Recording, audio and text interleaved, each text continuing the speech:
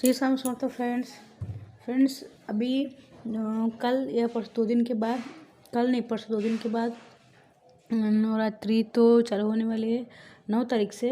लेकिन उसके पहले जो 9 तारीख को जो अमावस्या आती है उसको बोलते हैं मौनी अमावस्या। मौनी अमावस्या का मतलब होता है फ्रेंड्स, ये माघ मास के कृष्ण पक्ष में आती है। मौनी अमावस्या कब है और इस दिन क्या उपाय किए जाते हैं और इस दिन हमको क्या उपाय करने से हमारे पितृ तो संतुष्ट होते हैं, लेकिन हमारे जो कुछ नियम होते हैं हमको वो पालन करने पड़ते हैं और इससे हमारे पितृ शांत होते हैं और हमारे कुलदेवता माता भी हमको प्रसन्न होती है। तो फ्रेंड्स चलो मैं आपको बताती हूँ कि नवमी जो अमावस्या आती है 9 तारीख को आने वाली है। जो अमावस्या मौन रख के करने जाना पड़ता है या करनी पड़ती है, उसकी विधि किस प्रकार से है। जिस दिन महाराज तुलसीदास जी ने भगवान राम जी का दर्शन चित्रकूट में हुआ था, वो आज भी प्रयाग चित्रकूट में पहुँचे उसी दिन मौनी अमावस्या था। मतलब है कि मौन रहकर पूर्ण करने वाली अमावस्या को मौनी अमावस्या या मौन अमावस्या कहा जाता है। ये 9 या 10 को कब है तो ये 9 को ही है। तो भोर में सुबह भोर में होने की वजह से आरंभ नवमी को 9 तारीख को होने वाला है। तो 9 तारीख को ही आरंभ होगी, क्योंकि 10 तारीख को ये शाम को है और सुबह 9 तारीख को सुबह में शुरू होने वाली है। तो शाम की तो हम नहीं पकड़ सकते, क्यों तो हमको हमारे पितृ देवता के लिए कुछ हम जो खीर पूड़ी बनाते हैं या ब्राह्मण भोजन करते हैं वो तो हमको दिन में ही करना पड़ता है। तो ब्राह्मण भोजन होता है, पीपल परिक्रमा होती है, तिल का दान होता है, हमको सब भी 9 तारीख को ही करना है। इसीलिए हमको 9 तारीख की ही अमावस्या करनी है।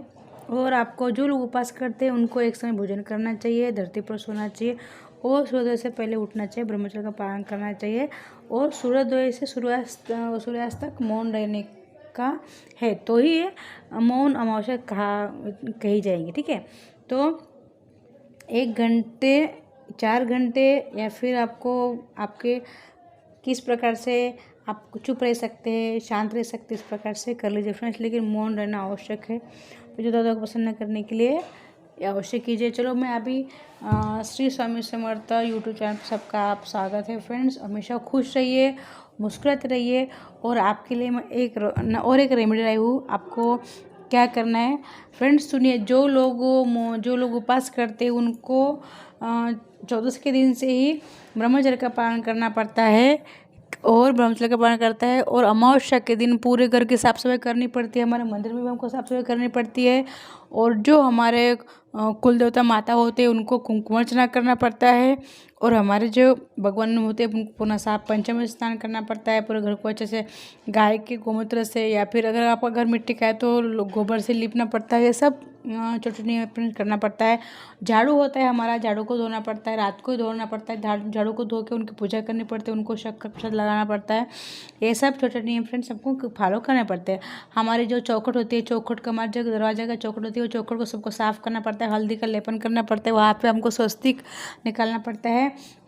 स्वस्तिक करके उनकी पूजा करनी पड़ती है। हमारा गैस धो के हमको गैस की पूजा करनी पड़ती है और घर के जाले झाड़ू सब निकालने पड़ती है। ये फ्रेंड्स हमारे घर की जो साफ सफाई है हमको अमावस्या और पूनम को महीने में 2 बार हमको आवश्यक करना चाहिए। इससे हमारे घर में लक्ष्मी का वास होता है और घर में जो नकारात्मक ऊर्जा होती है वो निकल जाती है। और फ्रेंड्स एक पीले सरसों का भी उपाय आता है। पीले सरसों होते हैं, हम हाथ में लेकर उनको वल्गा सूक्त बोल के पूरे घर में हमको फेंक देना है।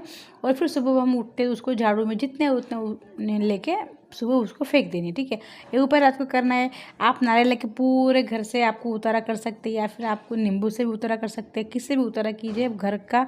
और फिर नारियल से भी कर सकते हैं या नींबू से भी या पीली सरसों से। और फिर ये सरसों बाहर डाल दीजिए, डस्टबिन डाल दीजिए। किसी का पैर पड़े ऐसा मत डालिए फ्रेंड, तो हमारा निकले और दूसरे को लगे, ऐसा नहीं करना चाहिए। इससे उल्टा हमको ही दोष लगता है। क्यों तो हम जब भी दूसरों का बुरा सोचते हैं ना फ्रेंड्स, तो हमारा ही बुरा हो तो हम ही दुखी रहते हैं।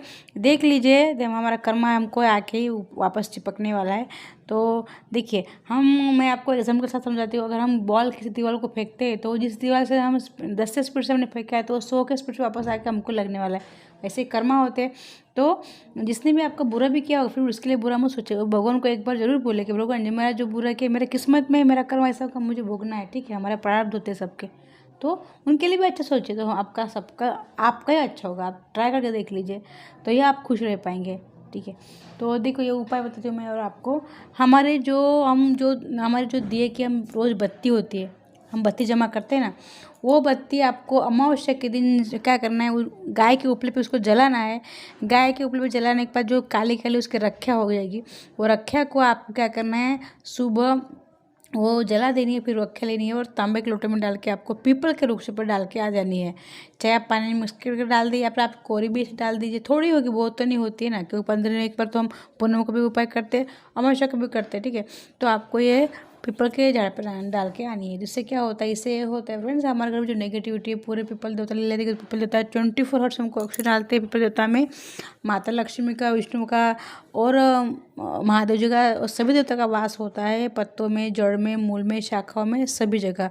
तो अमावस्या के दिन पीपल की पूजा की जाती है, पीपल की प्रदक्षिणा की जाती है, पीपल के नीचे दिया किया जाता है। फ्रेंड्स देखो ये छोटे उपाय करते हैं ना फ्रेंड्स, तो हमारे घर तो रहता ही नहीं है, हम करते नहीं है या भटकते हैं। कौन सा भी उपाय करते रहिए, रोज एक एक जो उपाय बताए जाते हैं वो सब करते जाइए फ्रेंड्स।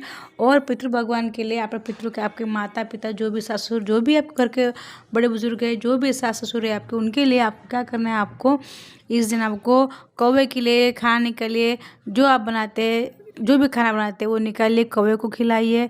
नहीं अगर आपने कुछ बनाया तो आपको क्या करना है, जो खाना पका है उसमें से निकालिए। नहीं तो भात होगा, आपको भात बनाइए और भात में दही डाल के और थोड़ा उड़द डाल के और थोड़ा उसमें अगर आप गुड़ हो तो गुड़ डाल दीजिए, शक्कर डाल के आप कौवे को रखिए और वो पूरे कौवा खा जाएगा। और क्या आपने जो अन्न खाना बनाया है इस दिन सॉरी लहसुन प्याज मांस मदिरा का सेवन मत कीजिए फ्रेंड्स, इससे तो समाप्त हो तो ज़्यादा बढ़ जाएगा, ठीक है।